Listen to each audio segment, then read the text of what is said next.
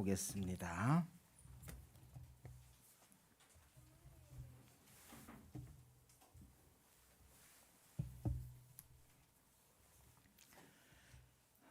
고린도전서 15장 12절에서 20절까지입니다. 그리스도께서 죽은 자 가운데서 다시 살아나셨다 전파되었거늘 너희 중에서 어떤 사람들은 어찌하여 죽은 자 가운데서 부활이 없다 하느냐. 만일 죽은 자의 부활이 없으면 그리스도도 다시 살아나지 못하셨으리라. 그리스도께서 만일 다시 살아나지 못하셨으면 우리가 전파하는 것도 헛것이요 또 너희 믿음도 헛것이며 또 우리가 하나님의 거짓 증인으로 발견되리니 우리가 하나님이 그리스도를 다시 살리셨다고 증언하였음이라. 만일 죽은 자가 다시 살아나는 일이 없으면 하나님이 그리스도를 다시 살리지 아니하셨으리라. 만일 죽은 자가 다시 살아나는 일이 없으면 그리스도도 다시 살아나신 일이 없었을 터이요 그리스도께서 다시 살아나신 일이 없으면 너희의 믿음도 헛되고 너희가 여전히 죄 가운데 있을 것이요 또한 그리스도 안에서 잠자는 자도 망하였으니 만일 그리스도 안에서 우리가 바라는 것이 다만 이 세상의 삶뿐이면 모든 사람 가운데 우리가 더욱 불쌍한 자이리라. 그러나 이제 그리스도께서 죽은 자 가운데서 다시 살아나사 잠자는 자들의 첫 열매가 되셨도다. 아멘. 믿는 사람이나 믿지 않는 사람이나 그냥 보면 별로 다를 바가 없어 보이지만 실제로는 차이가 엄청나게 큽니다. 여러분, 믿는 사람과 안 믿는 사람의 가장 큰 차이가 뭘까요? 전 한마디로요, 신분이 다르다고 말씀을 드리고 싶습니다. 옛날 얘기라고 생각하셔요. 같은 또래 아이들이 함께 뒹굴어도요, 왕자는 왕이 되고 다른 아이들은 신하가 됩니다.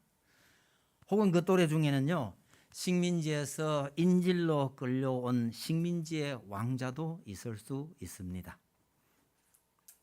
신분의 차이는 겉으로 보기에는 다 똑같아 보이지만 신분의 차이는 이게 도무지 극복할 수 없는 차이이기도 합니다.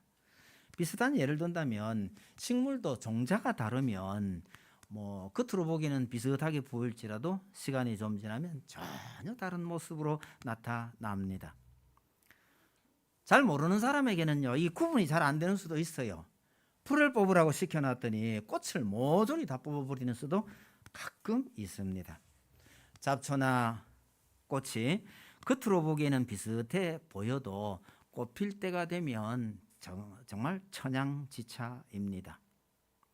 믿건 안 믿건 평소에는 별 차이가 없어 보입니다. 그러나 극명하게 이 차이를 느끼게 하는 곳이 장례식장입니다. 불신자들에게는 죽음이 모든 것의 끝입니다.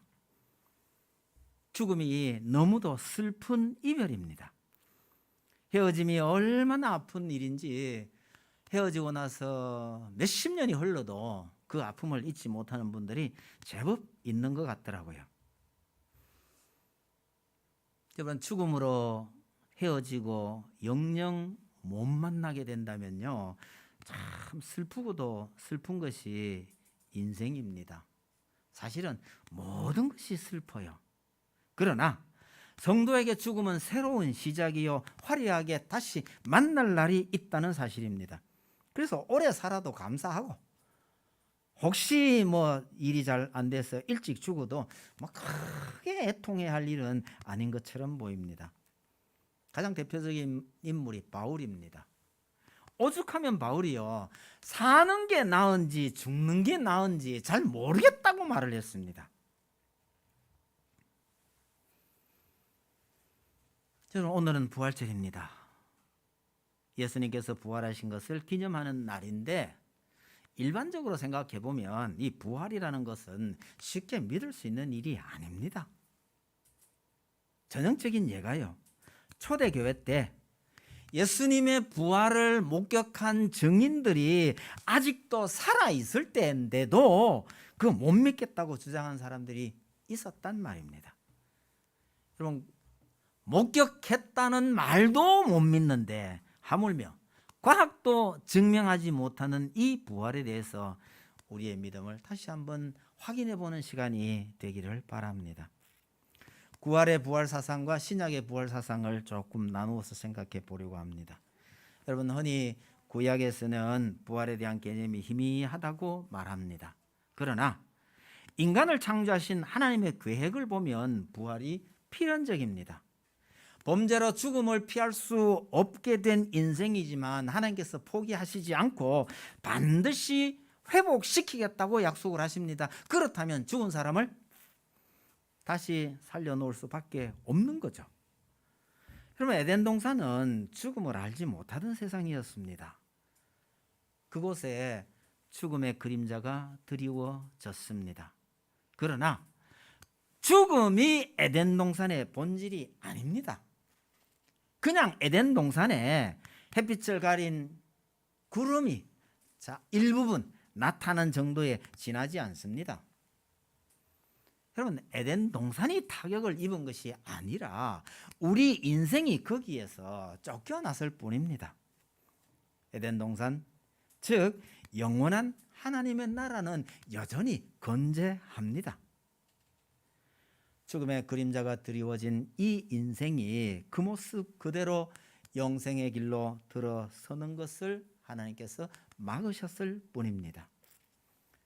하나님께서는 다른 방법으로 우리 인생이 다시 영생의 세계로 돌아가는 길을 준비하셨습니다. 그러니까 부활을 에덴 동산의 입장에서 본다면 이 부활은요, 너무나 당연한 것입니다. 하나님을 에녹을 산채로 데려가셨다는 것은 또 다른 세상이 존재하고 있다는 것을 의미하고 있는 겁니다. 히브리 기자는 수많은 믿음의 선조들을 언급하면서 그분들은 이 땅에서 나그네처럼 살았다고 합니다. 나그네처럼 살았다는 것은 돌아갈 본향이 있다는 뜻입니다. 히브리서 15장에요. 그들이 나온 바 본향을 생각하였더라면 돌아갈 기회가 있었으려니와 그들이 이제는 더 나은 본향을 사모하니 곧 하늘에 있는 것이라. 이러므로 하나님이 그들의 하나님이라 일컬음 받으시기를 부끄러워하지 아니하시고 그들을 위하여 한 성을 예비하셨느니라 라고 말합니다. 여기에서 나온 바 본향이라는 것은 그들이 떠나온 이 땅의 고향을 말합니다. 그럼에도 불구하고 그들은 그들이 떠나온 그 고향에 미련을 두지 않고 더 나은 본향을 사모했다. 즉 하늘에 있는 본향을 사모했다고 말합니다. 구약에 등장하는 이 믿음의 선배들도 다 부활을 사모했다는 말입니다. 욥기서 19장에서 욥은 이렇게 말합니다. 내 가죽이 벗김을 당한 뒤에도 내가 육체 밖에서 하나님을 보리라. 죽음이 끝이 아니라 다른 세상에서 영원히 존재한다는 것이 성경의 기본적인 가르침입니다. 구약 성경이 부활이라는 표현을 쓰지 않아도 당연히 그렇게 될 수밖에 없다고 말하는 셈입니다. 하나님이라는 표현을 전혀 쓰지 않으면서도 하나님의 놀라운 섭리를 잘 설명해 주는 에스더와 비슷한 방식이라고 전 생각을 합니다. 유대인들이 포로 시대, 식민지 시대를 거치면서 성경 말씀에 대한 태도가 많은 차이가 생겼습니다. 결과적으로 부활에 대한 생각도 여러 양상을 띠게 되었다가 예수님의 시대로 접어듭니다. 신약 시대에만 해도 바리새인들은 부활을 믿었고 사두개인들은 부활을 믿지 않았습니다. 근본적으로 이것은 성경에 관한 차이점이라고 저는 생각을 합니다. 예수님께서 잡히시기 전에 다시 살아날 것이라고 여러 번 제자들에게 말씀하셨어도 제자들은 그 말씀을 기억하고 있지 않았습니다. 왜요? 부활 사상이 흐릿했기 때문일까라고 저는 생각을 합니다. 믿기 어려운 이야기였다는 거죠. 그러나 천국과 부활에 관한 얘기가 예수님의 독창적인 가르침이거나 새로운 사상이 아닙니다. 예수님께서 이런 것들을 가르치시기 전에 성경에는요, 부활에 대한 생각이 분명히 있었습니다. 예수님께서 다만 좀 더 명확하게 가르치셨을 뿐입니다. 신약의 부활 사상에 대해서 좀 더 생각을 해보겠습니다. 신약 성경은 부활이 있느냐 없느냐에 대한 논쟁은 하지 않습니다.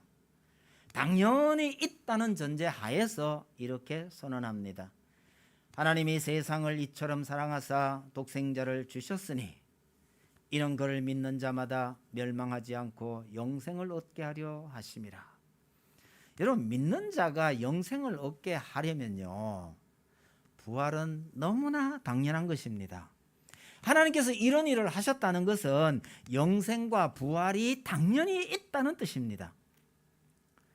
예수님께서 부활에 대한 예시를 보여주셨고 분명하게 가르치셨을 뿐만 아니라 실제로 부활하셨고 부활한 몸이 어떤지를 친히 보여주셨습니다. 죽은 나사로나 나인성 과부의 아들을 살리신 것은 부활이 가능하다는 예를 보여주신 것입니다. 또 많은 말씀으로 부활이 있다는 것을 가르치셨습니다. 대표적인 예를 하나 든다면 요한복음 14장이에요. 내 아버지 집에 거할 곳이 많도다.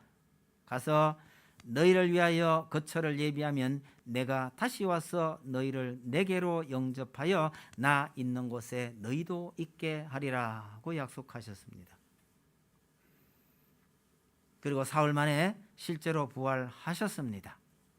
여러분, 복음서는 예수님의 부활을 목격한 사람들이 살아있을 때에 기록된 책입니다. 만약에 예수님의 그 부활이라는 얘기가 거짓말이었다고 한다면요, 이 복음서는 일찌감치 버려졌을 것입니다. 오늘날 우리 입장에서 무엇보다 중요한 증거는 이 제자들의 변화된 모습입니다. 다시 살아날 것이라고 해도 새겨듣지 않았던 제자들이요, 잡히시던 밤에 모두가 도망갔던 그 제자들이 어느 순간에 죽음도 두려워하지 않고 담대하게 복음을 전하기 시작한 것은 예수님의 부활을 목격했기 때문이라고 보아야 합니다. 다른 이유로 설명이 안 돼요. 바울은 어떻습니까? 교회를 때려 부수려고 최일선에 섰던 사람이 복음을 전하기 위해서 평생토록 목숨까지 아끼지 않았습니다. 도대체 무엇이 사람을 이렇게 바꾸어 놓았을까요? 여러분, 흔히 사람이 그렇게 변하지 않는다고 합니다.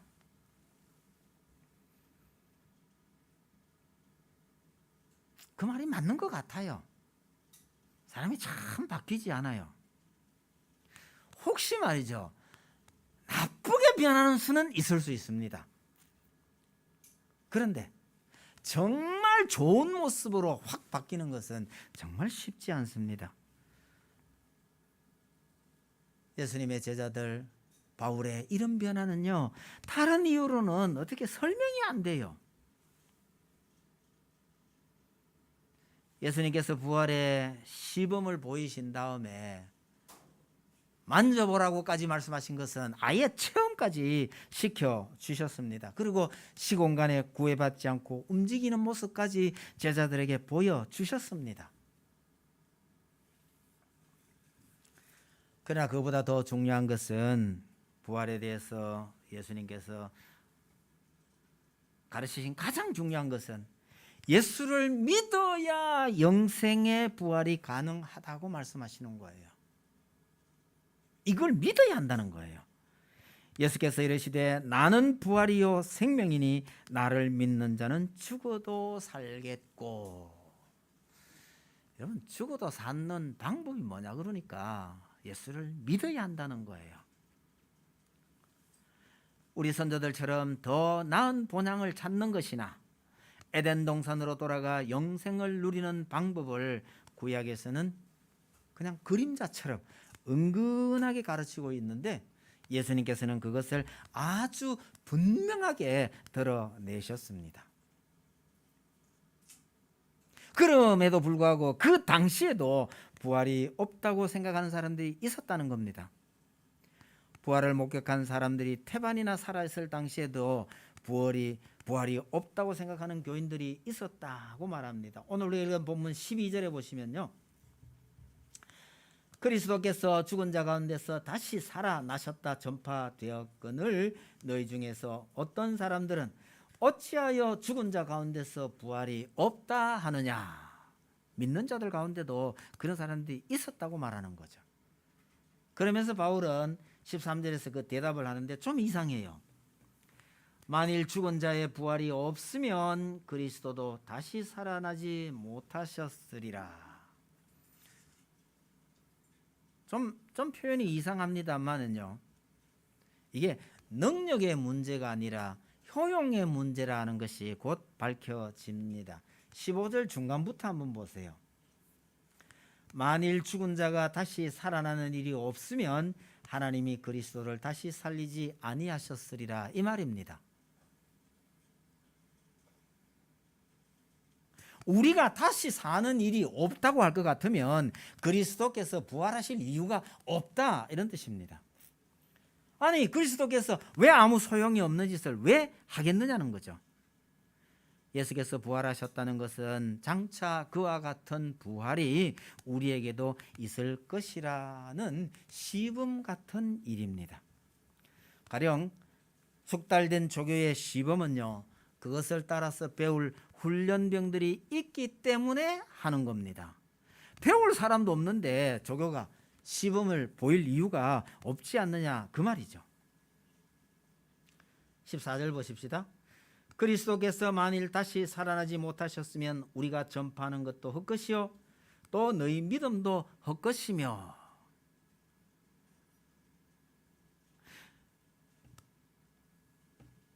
그리스도께서 다시 살지 못하셨다면 사도들이 전파하는 거 다 헛것이고 성도들의 믿음도 헛것이라는 겁니다. 아니, 죽음이 끝이라고 한다면 무엇 때문에 살아서 이 고생을 하느냐는 말입니다. 그 얘기가 뒤에 쭉 이어져 나와요. 예수 믿음으로 당하는 모든 어려움을, 만약에 부활이 없다면 말이죠, 예수 믿음으로 당하는 모든 어려움을 우리가 참고 견딜 이유가 없습니다. 즐기면서 살다가 죽으면 그만이니 먹고 마시자 이러지 않겠느냐고 말하는 거죠. 좀 험하게 표현한다면요, 우리는 미쳤다고 지금 이런 고생을 하고 있는 줄 아느냐, 이런 얘기가 그 뒤에 이어지고 있습니다. 19절을 한번 보셔요. 만일 그리스도 안에서 우리가 바라는 것이 다만 이 세상의 삶뿐이면 모든 사람 가운데 우리가 더욱 불쌍한 자이리라. 여러분, 너나 할 것 없이 우리는 살면서 참 많은 아픔을 겪습니다. 남들이 보기에는 참 부러운 사람 같아 보여도요, 그 속에 어떤 아픔이 있는지 남이 모를 뿐이지만 다 이런저런 아픔들이 있어요. 그런데요, 부활이 없다면 우리 인생이 이런 아픔을 어떻게 참아낼까요? 아니, 무엇 때문에 참아야 할까요? 또 어떤 사람들에게는요, 다음 세상이 없다면 이렇게 좋은 세상을 아까워서 어떻게 떠나요? 가끔은 그런 사람도 좀 있어 보여요. 저렇게 많은 재산, 저렇게 많은 귀중품, 저거 다 아까워서 어떻게 죽나, 이런 생각이 들 때도 있어요. 여러분, 부활이 없다면요, 잘난 사람은 잘난 대로 슬프고 고생하는 사람은 고생한 대로 슬픈 겁니다. 부활이 없다면요, 이러나 저러나 슬플 수밖에 없는 것이 우리 인생이기도 합니다. 불신자들이 장례식에서 그렇게 슬피 우는 것이 이해가 됩니다. 자주 가보실 필요는 없습니다만은 이 불신자들의 장례식을 한 번씩 구경은 하셔요. 때로는 우리 생각에는요, 뭐가 저렇게 슬프냐 싶어도 그 사람들에게는요, 진짜 슬픈 것 같아요. 그런데 그리스도께서 잠자는 자들의 첫 열매가 되셨다고 합니다. 여러분, 첫 열매를 보면 앞으로 어떤 열매가 차례대로 맺힐 것인지를 알게 되죠. 모든 성도들이 예수님처럼 부활하게 된다는 뜻입니다. 과일나무를 심으면 몇 년이 지나야 겨우 첫 열매가 맺힙니다. 첫 열매가 맛이 없다면요, 몇 년을 기다린 보람이 없는 겁니다. 왜? 앞으로 열릴 열매도 다 그럴 것이기 때문입니다. 첫 열매는 나중에 대량으로 열릴 열매와 동일한 것입니다. 예수가 첫 열매라는 것은 우리도 동일한 모습으로 부활하게 된다는 뜻입니다. 그럼 한국말이 참 재밌는 것이요, 돌아갈 것이 따로 있으면 죽는다는 것이 끝이 될 수가 없는데, 우리 선조들은 그 죽음을 끝이라 여기지 않고요, 돌아가는 것으로 이해한 것 같습니다. 서거, 세상을 떠났다는 뜻의 높임말입니다. 별세도 마찬가지죠. 다 떠나서 돌아갔다는 뜻이에요. 타계, 다른 세상으로 가셨다는 뜻입니다. 하직, 이별을 구하고 간다는 뜻이에요. 왜 한국말에는 죽었다는 것을 돌아가셨다라고 표현하는지 너무너무 재미있어요. 한국 사람들이 쓰는 죽음의 많은 단어 속에는요, 이 돌아간다는 개념이 들어있는 거예요. 외국 말에도 그런가 싶은 생각이 들 때가 있습니다. 이건 뭐 좀 더 연구해 볼 문제이긴 합니다만은요, 우리 한국 사람들이 이 머릿속에는 다시 돌아간다라는 개념이 참 강해요. 말씀 맺어짓도록 하겠습니다. 여러분, 우리의 진정한 소망은 사실은 하늘나라에 있습니다. 그래서 이 땅에서는 고난을 받아도요, 믿는 것 때문에 고난을 당해도 그다지 부끄럽지 않습니다. 힘들어도요, 넉넉히 인내할 수 있는 이유가 있는 거예요. 여러분, 성도는요, 주어진 일에 최선을 다하지만 그러다가도 하나님께서 부르시면 다 던져버리고 하나님께로 달려가시는 것, 이것이 성도의 삶입니다. 어느 시인이 노래한 것처럼요, 잠시 소풍 와서 잘 놀다가 집으로 돌아가는 것이 성도의 삶입니다. 여러분, 돌아갈 곳이 있는 나그네는 짐을 무겁게 들고 다니지 않습니다. 잠시 귀국한 선교사들은요, 좋은 집, 좋은 차, 좋은 가구에 그다지 매력을 느끼지 않습니다. 그냥 다른 사람이 제공하는 초라한 집이라도 감사하게 지내고요, 필요한 가구 어디다가 주워다가 쓰면서도 참 감사해요. 왜요? 진짜 집이 따로 있다고 생각하기 때문에 그런 겁니다. 우리 성도가 이 땅에서 살면서요, 이 땅의 것에 그렇게 매력 느끼지 마시길 바랍니다. 그걸 다른 말로 바꾸면요, 더 나은 본향을 사모하며 사시기를 바랍니다. 돌아가야 할 더 아름다운 내 고향이 있다는 걸 생각하면 힘들고 어려운 인생이라 해도 즐겁게 사실 수 있을 것이라고 확신합니다. 이 일을 위해서 우리 주님께서 고난당하시고 부활절에 부활하신 겁니다. 더 나은 본향을 사모하며 즐겁게 사시기를 바랍니다. 찬송 드립시다. 243장입니다.